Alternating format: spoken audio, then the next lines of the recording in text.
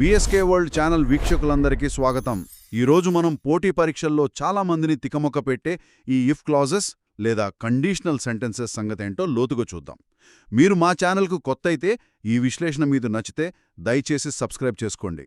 అవును, ఈ కండిషనల్స్ అంటే కేవలం గ్రామర్ నియమాలని అనుకుంటారు, కానీ అవి కాదు. మనం వాస్తవికతను ఎలా చూస్తామో చూపించే ఒక మ్యాప్ లాంటివి. మ్యాపా? ఆసక్తికరంగా ఉంది. అవును, ఈ మ్యాప్లో 4 ప్రధానమైన ప్రాంతాలుంటాయి. ఒకటి నిశ్చయమైన వాస్తవాల గురించి, మరొకటి సాధ్యమయ్యే అవకాశాల గురించి, ఇంకొకటి మన ఊహల గురించి, చివరిది మనం మార్చలేని గతం గురించి. ఈరోజు మనం ఆ మ్యాప్ను అన్వేషిద్దాం. ముఖ్యంగా పరీక్షల కోణంలో దాన్ని ఎలా చదవాలో నేర్చుకుందాం. చాలా బావుంది. అయితే ఈ మ్యాప్లో మన ప్రయాణం ఎక్కడ మొదలవుతుంది? మామూలుగా అందరూ టైప్ 1, 2, 3 అంటారు, కానీ మీరు 4 ప్రాంతాలంటున్నారు. ఆ మొదటిది ఏంటి? మన ప్రయాణం ఒక స్థిరమైన పునాది మీద మొదలవుతుంది. అదే జీరో కండిషనల్.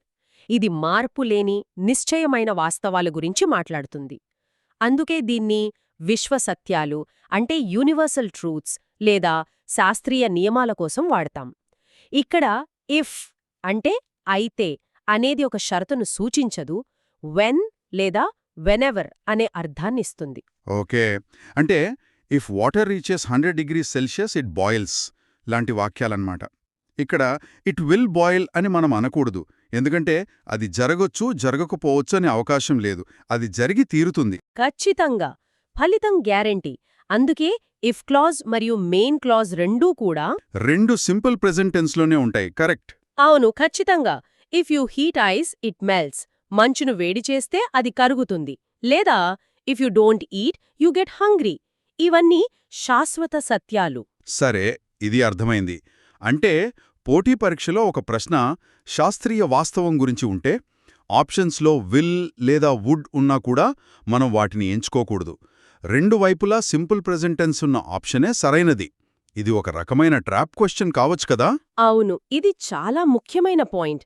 ఎగ్జామినర్ మీ అవగాహనను టెస్ట్ చేయడానికి ఒక సైంటిఫిక్ ఫ్యాక్ట్ని ఇచ్చి ఆప్షన్స్లో టైప్ 1కి సంబంధించిన విల్ బాయిల్ లాంటివి ఇస్తారు. కానీ మనం ఆ వాక్యం యొక్క తర్కాన్ని అర్థం చేసుకోవాలి. ఇది ఒక వాతావరణ సూచన కాదు, గురుత్వాకర్షణ నియమం లాంటిది. స్థిరం, మారదు.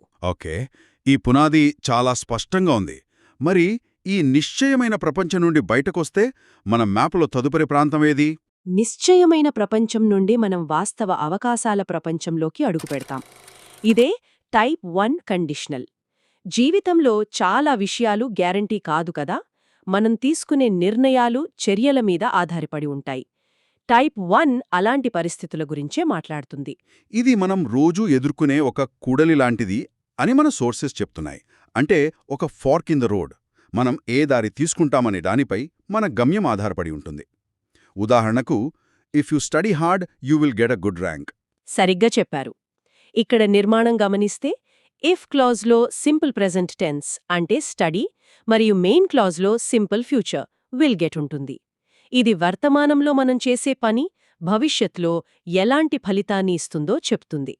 చదవడానికి, ర్యాంక్ తెచ్చుకోవడానికి ఇంకా అవకాశం ఉంది. అయితే కేవలం విల్ మాత్రమే వస్తుందా, లేక వేరేవి కూడా వాడొచ్చా? ఒక సలహా ఇవ్వాలంటే? మంచి ప్రశ్న. కేవలం విల్ మాత్రమే కాదు, మనం చెప్పాలనుకునే భావాన్ని బట్టి క్యాన్, మే, మస్ట్, షుడ్ వంటి మోడల్ వర్బ్స్ కూడా వాడొచ్చు. ఉదాహరణకు, if you are free we can go for a movie. మనం సినిమాకి వెళ్ళగలం. లేదా if you want to clear the exam you must practise daily.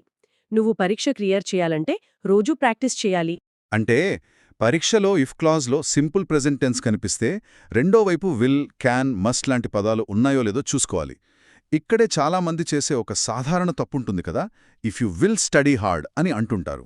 అవును, అది చాలా సాధారణమైన పొరపాటు. గుర్తుంచుకోండి, ఇఫ్ క్లాజ్లో ఎప్పుడూ ఫ్యూచర్ టెన్స్ అంటే విల్ లేదా షెల్ వాడకూడదు. ఆ ఇఫ్ అనే పదం ఇప్పటికే ఒక భవిష్యత్ షరతును సూచిస్తోంది, కాబట్టి మళ్లీ విల్ వాడటం అనవసరం. ఎగ్జామినర్స్ ఈ రూల్ని కూడా తరచుగా టెస్ట్ చేస్తారు. If I will come to Delhi I will meet you అనే వాక్యం ఇచ్చి ఎర్రర్ ఎక్కడుందో కనుక్కోమంటారు. ఓహ్, అంటే సరైన వాక్యం if I come to Delhi I will meet you. ఖచ్చితంగా. ఓకే, టైప్ 1 అంటే వర్తమానంలో మన చేతుల్లో ఉన్న వాస్తవ అవకాశాలు. మరి మన చేతుల్లో లేనివి, కేవలం ఊహించుకునే పరిస్థితుల గురించి చెప్పాలంటే అదేనా మన మ్యాప్లో తర్వాతి మజిలీ? అవును. ఇప్పుడు మనం వాస్తవికత నుండి ఊహా ప్రపంచంలోకి ప్రయాణిస్తున్నాం. ఇదే టైప్ 2 కండిషనల్. ఇది ప్రస్తుతం నిజం కాని లేదా జరగడానికి అవకాశం చాలా తక్కువగా ఉన్న పరిస్థితుల గురించి మాట్లాడుతుంది. ఇదొక వాట్ ఇఫ్ సినిమా స్క్రిప్ట్ లాంటిది. ఆగండి, ఇక్కడే నాకొక కన్ఫ్యూజన్ ఉంది. మన సోర్సెస్లో ఉన్న ఉదాహరణ if I studied I would pass the exam. ఇక్కడ స్టడీడ్ అనేది పాస్ట్ టెన్స్ కదా, కానీ మీరు ఇది వర్తమానం లేదా భవిష్యత్తులోని ఊహ అంటున్నారు. గడిచిపోయిన విషయం కాదా ఇది? ఇది చాలా ముఖ్యమైన సందేహం. ఇక్కడే చాలామంది తికమక పడతారు. టైప్ 2లో మనం సింపుల్ పాస్ట్ టెన్స్ వాడినప్పటికీ అది సమయాన్ని సూచించడానికి కాదు. కాదు. అది వాస్తవికత నుండి దూరాన్ని సూచించడానికి. అది ఒక బ్రామర్ సిగ్నల్. స్టడీడ్ అనడం ద్వారా నేను ఇప్పుడు చదవడం లేదు, అది నిజం కాదు, కానీ ఒకవేళ చదివితే అని మనం చెబుతున్నాం. ఓ అలాగా. అంటే ఆ పాస్ట్ టెన్స్ ఒక గుర్తు అనమాట. అది గడిచిపోయిన కాలం కాదు, అవాస్తవిక పరిస్థితి అని చెప్పడానికి.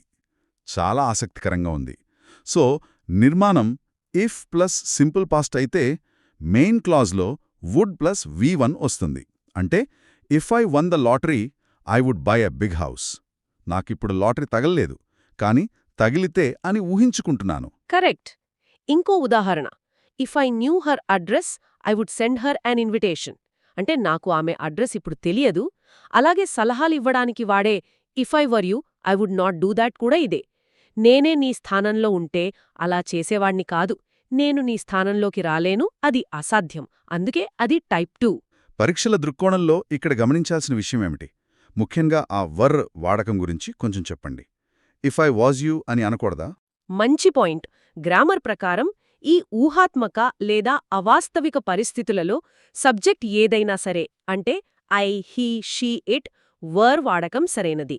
If he were my boss I would resign, if she were here she would help us. అయితే ఆధునిక సంభాషణలలో వాజ్ కూడా వాడుతున్నారు. కానీ పోటీ పరీక్షలలో వర్ వాడకమే ప్రామాణికం. ఎగ్జామినర్స్ తరచుగా ఈ ఐ, హీ, షీ తర్వాత వాజ్ ఇచ్చి మనల్ని కన్ఫ్యూజ్ చేయడానికి ప్రయత్నిస్తారు. అద్భుతం. అంటే జీరో కండిషనల్ నిశ్చయమైన నిజం, టైప్ 1 వాస్తవ అవకాశం, టైప్ 2 వర్తమానంలోని ఊహ. ఇప్పుడు మన మ్యాప్లో చివరి ప్రాంతం మిగిలి ఉంది. అది బహుశా పూర్తిగా గడిచిపోయిన మార్చలేని గతం గురించే ఉంటుంది. అవును. ఇప్పుడు మనం ఊహా ప్రపంచం నుండి విచారం లేదా విమర్శల ప్రపంచంలోకి వెళ్తున్నాం. ఇదే టైప్ 3 కండిషనల్. ఇది పూర్తిగా గడిచిపోయిన, జరగని, ఇప్పుడు మార్చడానికి ఏమాత్రం అవకాశం లేని విషయాల గురించి మాట్లాడుతుంది. అందుకే దీన్ని condition not possible to fulfil అంటారు. ఆలస్యమైపోయింది. ఇది వెనక్కి తిరిగి చూసే అద్దం, అంటే రియర్ వ్యూ మిర్రర్ లాంటిది. మనం దాటి వచ్చిన దారిని చూడగలం, కానీ మళ్ళీ ఆ దారిలోకి వెళ్ళలేం. దీని నిర్మాణం కూడా కొంచెం సంక్లిష్టంగా ఉంటుంది కదా. ఇఫ్ ప్లస్ పాస్ట్ పర్ఫెక్ట్ అంటే హ్యాడ్ ప్లస్ V3 మరియు మెయిన్ క్లాజ్లో వుడ్ హ్యావ్ ప్లస్ V3. అవును. ఉదాహరణకు, if I had studied I would have passed the exam. నేను చదివి ఉండినట్లయితే పరీక్ష పాసయ్యుండేవాణ్ణి. దీని లోతైన అర్థం ఏమిటంటే, నేను చదవలేదు, నేను పరీక్ష పాసవ్వలేదు, మరియు ఆ పరీక్ష సమయం గడిచిపోయింది. ఇప్పుడు మనం కేవలం విచారపడగలం. ఇంకొక ఉదాహరణ, if you had informed me earlier I would have attended the meeting. అంటే నువ్వు నాకు ముందుగా చెప్పలేదు, నేను మీటింగ్కు రాలేదు. ఇప్పుడు గతాన్ని మార్చలేం. ఖచ్చితంగా. పరీక్షలల్లో టైప్ 3ని గుర్తించడం చాలా సులభం. ఇఫ్ క్లాజ్లో హ్యాడ్ ప్లస్ V3 కనిపిస్తే రెండో వైపు ఖచ్చితంగా వుడ్ హ్యావ్ ప్లస్ V3 లేదా కుడ్ హ్యావ్, మైట్ హ్యావ్ ఉండాలి. ఎగ్జామినర్స్ తరచుగా ఒకవైపు ఇచ్చి రెండో వైపు ఖాళీని పూరించమంటారు. ఇక్కడే వాళ్లు పెట్టే ఒక ముఖ్యమైన ట్రిక్ ఉంది. అదేంటి? కొన్నిసార్లు ఇఫ్ లేకుండానే వాక్యం మొదలవుతుంది. అవునవును, ఇది నేను చాలా ప్రశ్నపత్రాల్లో చూశాను. వాక్యం హ్యాడ్తో మొదలవుతుంది. ఉదాహరణకు, had you obeyed orders this accident would have been averted.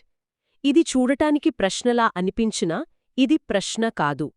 ఇది if you had obeyed orders అని చెప్పడానికి మరో పద్ధతి. దీన్ని ఇన్వర్జన్ అంటారు. పరీక్షలో వాక్యం హ్యాడ్తో మొదలై చివర్లో ఫుల్ స్టాప్ ఉంటే అది టైప్ 3 కండిషనల్ అని వెంటనే గ్రహించాలి.